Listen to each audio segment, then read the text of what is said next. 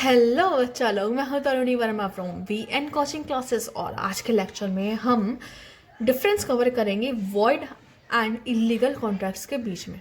ठीक है, सबसे पहले बात, वॉइड कॉन्ट्रैक्ट्स कौन से होते हैं याद है? बताया था ना। वर्ड कॉन्ट्रैक्ट्स वो वाले कॉन्ट्रैक्ट होते हैं कि जो पहले तो होते हैं वैलिड, मतलब पहले तो वो ठीक होते हैं, पर वो बाद में इम्पॉसिबल टू परफॉर्म हो जाता है। हमारे एग्जाम्पल में हमने लिया था कार का, कि मिस्टर आर ने मिस्टर के से कहा था कि मैं आपको कार दूंगा, पर क्या हुआ, वो देने से एक दिन पहले ही कार में लग गई आग। ठीक है, अब वो हो गया इम्पॉसिबल टू परफॉर्म, क्योंकि वो कार उसको वो नहीं दे सकता। ठीक है, और इलीगल कॉन्ट्रैक्ट वो वाले कॉन्ट्रैक्ट जो लॉ ही मना करता है बनाने से, जैसे आपको आर्म्स हो गए या फिर गोला या फिर बारूद हो गए। ठीक है, वो हो गए आपके इलीगल कॉन्ट्रैक्ट। ठीक है, तो आज के लेक्चर में हम ये देखेंगे कि वॉइड कॉन्ट्रैक्ट और इलीगल कॉन्ट्रैक्ट के बीच में फ़र्क क्या होता है। फर्स्ट पॉइंट है इसका स्कोप। ठीक है, इसका क्या है? स्कोप। ये ज़रूरी नहीं है, ये ज़रूरी नहीं है कि इलीगल हो।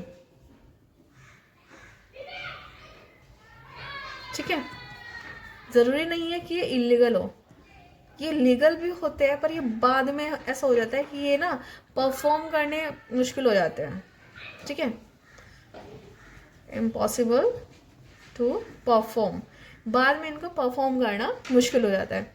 बट जो इलीगल कॉन्ट्रैक्ट होते हैं ये तो होते ही इलीगल है, और ये हमेशा ही वॉइड होते हैं। ठीक है, आप इसको परफॉर्म नहीं कर सकते। Next, punishment.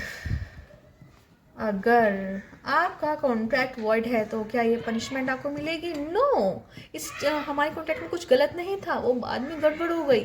ठीक है, बट अगर आप कोई भी इलीगल कॉन्ट्रैक्ट करते हैं तो आपको पनिशमेंट मिलनी ही मिलनी है। Next, nature.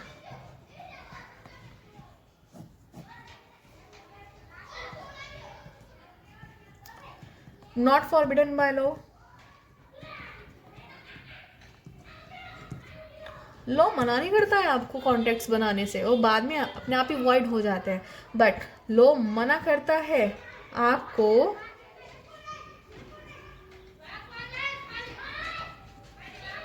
इलीगल कॉन्ट्रैक्ट्स बनाने से। लॉ मना करता है आपको इलीगल कॉन्ट्रैक्ट्स बनाने से। ठीक है, वॉइड कॉन्ट्रैक्ट बनाया नहीं जाता, ये वॉइड हो जाता है। ठीक है, इम्पॉसिबल टू परफॉर्म ये हो जाता है। ठीक है, नेक्स्ट, कोलेटरल एग्रीमेंट।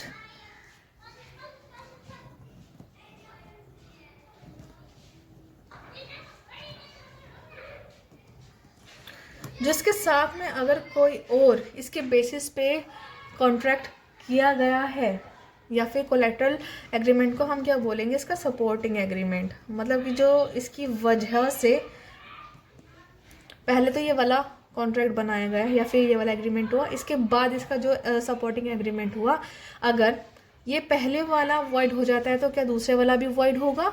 नहीं, नहीं होगा। ठीक है, पर अगर आपका पहले वाला कॉन्ट्रैक्ट ही इलीगल है तो जो उसका कोलेटरल या फिर इसका जो सपोर्टिंग एग्रीमेंट है वो भी आपका इलीगल ही होगा। वो भी आपका क्या होगा? इलीगल ही होगा। जैसे हमारे एग्जाम्पल में मिस्टर रोनी ने मिस्टर कोनी को कहा कार दूंगा, कोनी ने कहा ठीक है पैसा दूंगा। तो मिस्टर रोनी ने ये सोचा कि जब मेरे पास पैसे आएंगे तो मैं ना इसको कहीं और इन्वेस्ट कर दूंगा, मैं कहीं और लैंड ले लूँगा। ठीक है, मिस्टर रोनी और मिस्टर कोनी के बीच में जो कॉन्ट्रैक्ट हुआ वो तो हुआ कार देने का और पैसे लेने का। तो मिस्टर रोनी ने क्या सोचा कि भाई इस दिन मेरे पास पैसे आ जाएंगे तो मैं ना कोई लैंड ले लूँगा, तो उसने लैंड ओनर से भी डील कर ली। पर हुआ क्या, उस दिन इसकी कार ही ख़त्म हो गई, कार ही जल गई, ना वो पैसे आए और ना ही वो जो दूसरे वाला हमारा कॉन्ट्रैक्ट है वो परफॉर्म कर पाया। इसके बेसिस पे ना, अब ये देखो यहाँ पे क्या हो गया, कोलेटरल एग्रीमेंट। पहले वाला एग्रीमेंट था हमारा कार का, यहाँ पे एग्जांपल देख लेते हैं। पहले वाला एग्रीमेंट था हमारा कार वाला। ठीक है, यहाँ पे तो कार जल गई, पर जो दूसरे वाला एग्रीमेंट था लैंड लेने का, वो यहाँ पे इलीगल या फिर वॉइड नहीं होगा। क्यों? नहीं होगा, क्योंकि वो पैसे तो मिस्टर रोनी के पास आने थे ना, वो पैसे यहाँ से नहीं आए, उसने कहीं और से अरेंज कर लिए और वो कॉन्ट्रैक्ट परफॉर्म हो गया।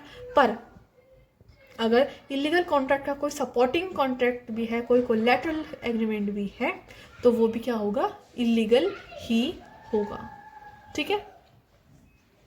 सो आई होप गाइस आपको ये वाला लेक्चर समझ आया होगा। तो मिलते हैं आपसे नेक्स्ट लेक्चर में। Till then thank you and take care.